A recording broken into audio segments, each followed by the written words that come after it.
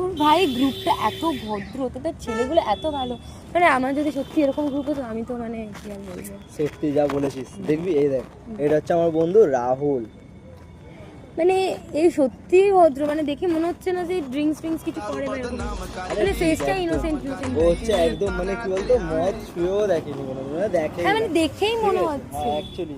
আর এটা দেখবি, এটা হচ্ছে আমার বন্ধু গোপাল। মানে একে দেখে মনে হচ্ছে না যে কোনো মেয়েকে টোন কাটে বা কিছু, মানে তোর গ্রুপে এরকম ভদ্র ভদ্র ছেলে আমি তো বুঝতেই পারছি আরে না কি করে আসতে স্বাভাবিক পারে। ভাই, এই মেয়েদের দিকে তাকাতেও পর্যন্ত হ্যাঁ লজ্জা সেটাই হয়, আমি মেয়েদেরকে দেখে আমি তোকে দেখতেই না। বললামই তো সেটাই যে ওরকম আর একটা হবেই না। বন্ধুকে দেখ, এটা হচ্ছে আমার বন্ধু কৌশিক।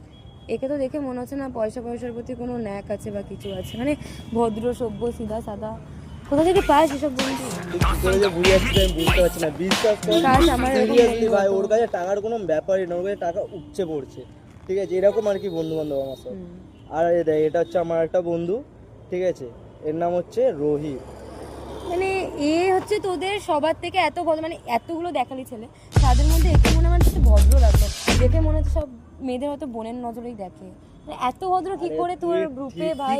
কি করে আমি তো বুঝাচ্ছিস বুঝি না ভাই, তোর তুই- মতন ছেলের গ্রুপে কি করে আসে এইসব। তুই কি করে বুঝাচ্ছিস আমি বুঝতে পারছি না সিরিয়াসলি। এগুলো যদি আমার বন্ধুরা শুনে নেয় না, ওরা অজ্ঞান হয়ে যাবে, বিশ্বাস কর। কারোর কাছ থেকে এত বেশি কমপ্লিমেন্ট ওরা কোনোদিন শুনতে পারেনি।